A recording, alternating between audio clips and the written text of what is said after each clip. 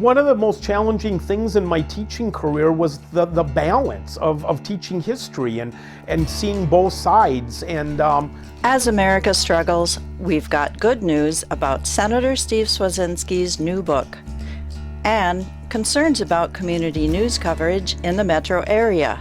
Here's producer Jeff Strait.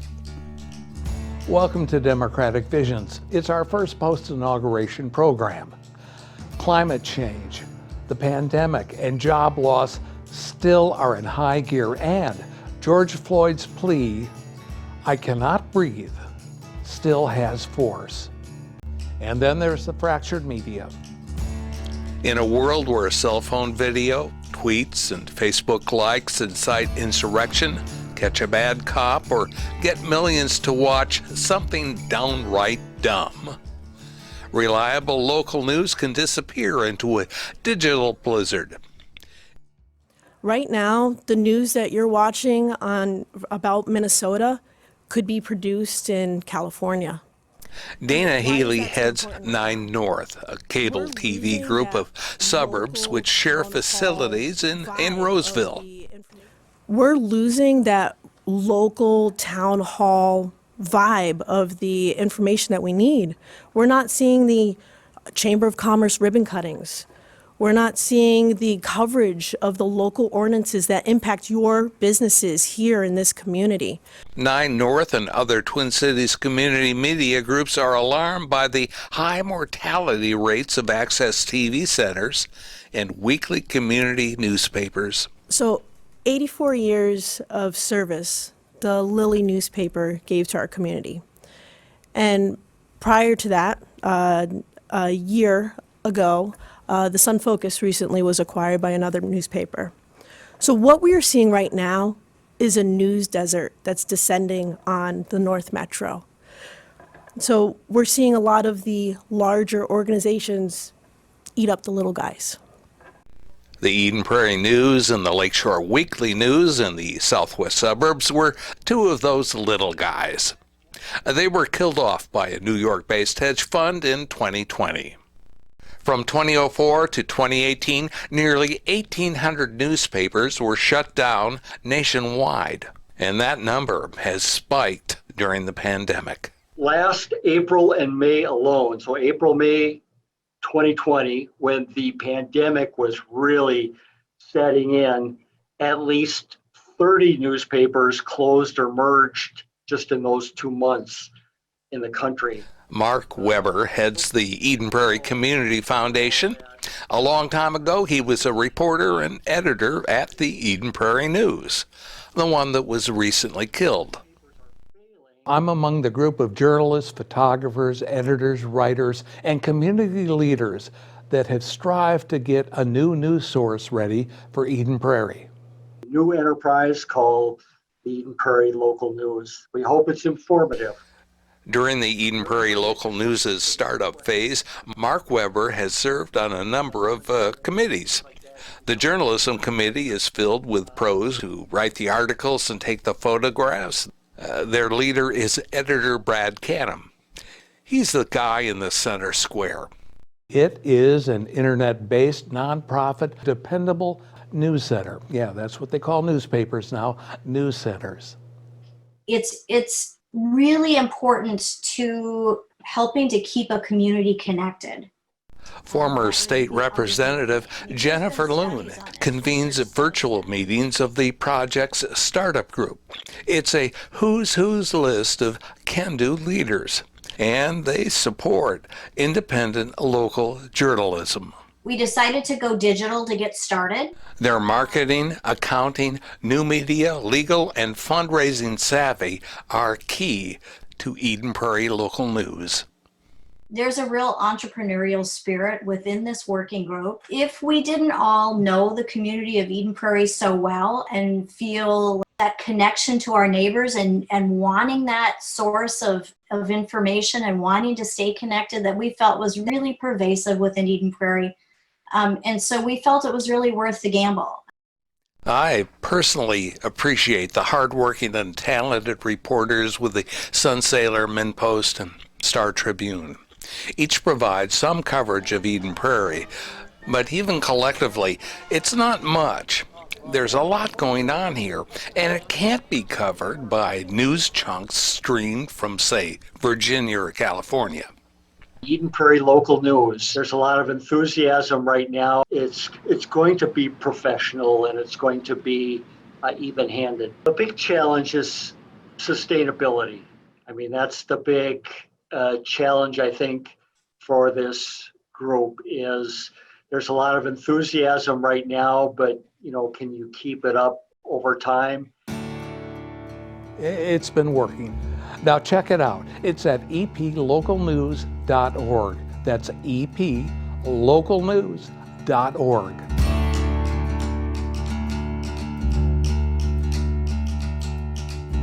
And this just in. Eden Prairie Local News has been accepted by the Institute for Nonprofit News as a new member. INN supports a growing national network of more than 300 independent, nonprofit, nonpartisan news organizations dedicated to public service. No, Mark Twain once said the two most important days in a person's life are the day they were born and the day they figured out why. And I had not figured out why I was born yet. And I used to tell that quote to my students all the time, and I know I had... State Senator Steve Cwodzinski has written and published a new book. It's called Beyond the Lesson Plan. Yes, do you have any questions? Now, Steve taught American history and government at Eden Prairie High School for 33 years. Beyond the Lesson Plan has 33 chapters. 33 chapters, one for each year I taught, and the whole theme of the book is all the things I tried to do that weren't curriculum related. And some of my students probably would say, when did you ever even teach curriculum? Because so much of my lesson was centered around the non-curriculum things, lessons I learned. When I told every year, I would tell the story of my car accident and my journey in that accident took me on. That accident happened in Superior, Wisconsin, just a short time before Steve's high school graduation. He was driving too fast. He lost control, crashed into a tree. A week later, he awoke from a coma. He had nearly lost his life. It could have went the other way. I could have lost the use of my leg, or I could have lost the use of my eye, and I didn't. And he writes about this in the first chapter of Beyond the Lesson Plan. I told the story in class, like I said, but this time I had to put it in print. And although his first book can be purchased online, Steve's got boxes of paperbacks at home. I bought 200 copies. Thinking we would have book signings and book showings, and here I am all these months later with 3.5 boxes filled with that. In chapter 1, he describes he and his pals as knuckleheads and doorknobs. I was a kid that wanted to... I thought I wanted to be the class clown and bring joy and happiness to everywhere I go. And I began a period of experimentation that lasted through high school, distancing myself from family and becoming close to kids who were a lot more fun to be with and took more risks. My friends and I were acting like a bunch of knuckleheads and doorknobs, obsessed with tomfoolery and hijinks. I was that kid who worked at Sammy's Pizza until 2 o'clock in the morning on school nights, which meant I was seldom ready to learn at 8 the next morning. I was losing interest in my studies. I took classes like human math, as opposed to non-human math, wood shop, power mechanics, boys' foods, and electricity. Not exactly a challenging class load. My friends and I were biding our time until, well, whatever came next. I was... fun-filled spirit back in the early 70s, mid-70s, and loved every minute of it, but it was not a future with any destiny. And Steve writes that he had no vision, no plan, no future. All he had was a family that cared about him, which came to include the man who married his mom and became Steve's stepdad. Plastic surgery, knee repair, recovery, and a lot of physical therapy became Steve Cwodzinski's life turning point. Now and then a kid would come up after class and thank me for telling that story because they had a similar story, or one of their parents had a similar story, or their mom was recovering from breast cancer, or their dad from a stroke. And so they really truly thanked me for taking time out of their out of the lesson, so to speak, to talk about that thing that wasn't in the lesson plan. I asked Steve, what else wasn't in that lesson plan? Yeah, some of the chapters, they're all really interesting, I think. I'll just read off a few of the chapters on what will be your, What will be your life's defining quest? Have your misfortunes added fortune to your life? Are you having the best day ever? What do you bring to the buffet? Do you focus on people's strengths?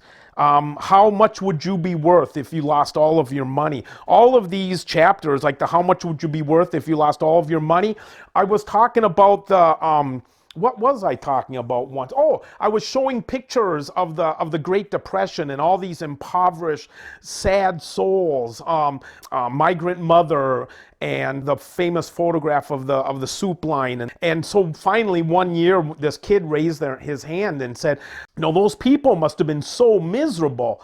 And I paused and I thought about people like my mother-in-law who would have said something like, those were the best days of our lives.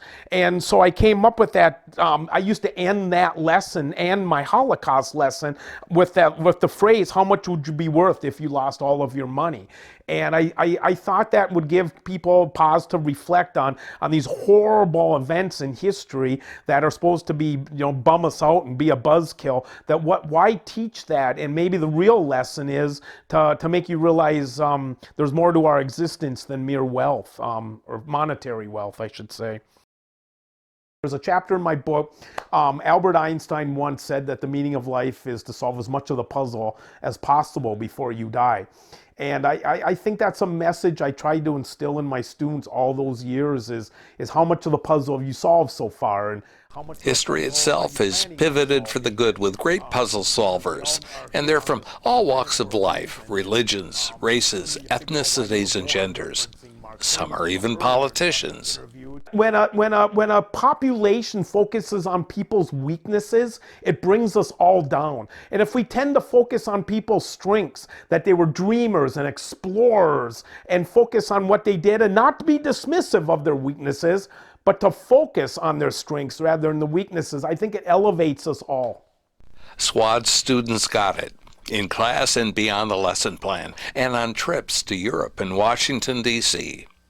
I took students to Washington, D.C. for 20 years, loved every minute of it, and we would just go at it, and it was probably one of my fondest memories outside of the classroom. The trip to D.C. became a badge of honor for some because we'd walked 64 miles in 4 days. And if you could keep up with Cwod on this Cwod's March, whatever they called it, you got a little badge of honor, and kids would come home with blisters and chafing body parts, and but it was just, people would always say, what's your favorite memorial when we're all touring the memorials? And I'd say set and setting. Depends what kind my mood set is. It depends if the sun is setting. Is it raining out? If it's raining out, the Korean War Memorial in the rain is just so breathtaking. But if it's a sunny, bright, beautiful day, I might pick a different memorial as my favorite memorial. If I want to get away from the crowd, so to speak, the Teddy Roosevelt Memorial is my favorite memorial. If I'm in a reflective mood, Lincoln Memorial is my favorite memorial. If I need a little intellectual inspiration, the Einstein Memorial is my favorite memorial. So one of the most challenging things in my teaching teaching career was the balance of teaching history and seeing both sides. And because for a lot of the historical examples, there are two sides to the story, and many of us only teach one side of the story. And I remember when first time I read Bury My Heart at Wounded Knee, about the plight of the indigenous people, and I had only learned the one side of the Native American story, and it was the settlers side. And all of a sudden, to be in my early 20s and find out there's another version of the story became a pretty important part of my teaching career. I went to other places as well. We took students to study the Holocaust in Eastern Europe. I took people to study the Beatles in Liverpool. So we did about I don't know, maybe close to over 30 trips over the latter second half of my teaching career. But one of the and I know every day I'd say, what was the highlight of the day? What was the most meaningful experience? And we got on the bus at Auschwitz, and I went through the 36 students, and each student had to say how they're feeling after visiting Auschwitz. And I'll never forget till the day I die, and I even remember the young woman's name, when I asked her what her feelings were after leaving Auschwitz. She just looked at me and she was crying, and she said, "I wish my mom was here." And I just thought that's the most poignant comment I've ever heard a student make. That they, it's like that line in World War II novels, and what's the most memorable crying you heard on the battlefield, and it was wounded and dying soldiers asking for their mom. Only 8 days after Steve had shared thoughts with me about his book and about our national ethos, our federal capital was attacked. January 6th burns like a whiplash to the American soul. Everybody stay down! Get down! The insurrection had heated up outside on the Capitol steps, the same steps where Minnesota congressional leaders Jim Ramstad, Paul Wellstone, Eric Paulson, and others had welcomed Eden Prairie students and their teacher. Those hallowed steps and the Capitol itself are now protected by razor wire. Those who really read and know history are not surprised, but democracy will survive. People always ask me, what do I miss most about teaching, or when I'm at the Capitol, do I find myself in teacher mode? And the world couldn't be any more different. And but I do miss teaching. But I never thought in a million years I'd find something I loved more than teaching. And I love being at the Capitol more than teaching. And I don't have to wait for a bell to ring to go potty anymore. And as I finished writing the book, I realized I think there's a greater audience here. And I hope some of the parents of my students decide to read it. And I hope people that never even heard of me before, and maybe all you know of me is I'm a state senator representing Eden Prairie and Minnetonka. But nonetheless, I think the book, you'll find it a joy and a pleasure to experience. And it's a quick read. The beginning of the Democratic National Convention last summer included a choir of mostly kids and young adults. It was, of course, a virtual choir, but it was inspiring. It celebrated our national ethos as we faced a profound choice during the general election.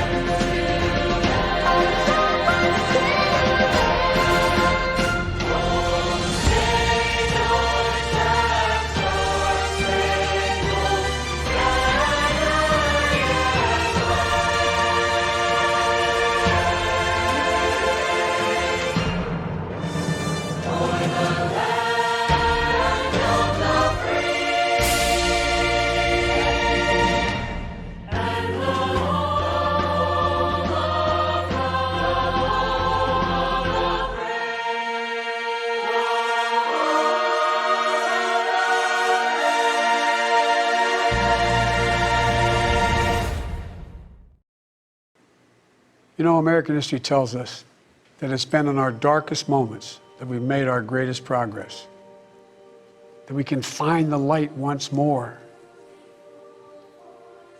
You know, many people have heard me say this, but I've always believed you can define America in one word: possibilities. The defining feature of America: everything is possible.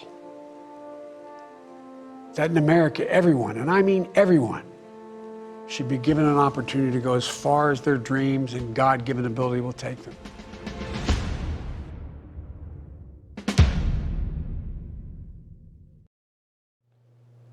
We did vote for the children, and we won. Thanks for being with us. We'll see you next time. Democratic Visions is handcrafted by volunteers from Eden Prairie, Hopkins, Minnetonka, Edina, and Bloomington. Watch us on select cable systems and on our YouTube channel. This is Carol Sundstrom.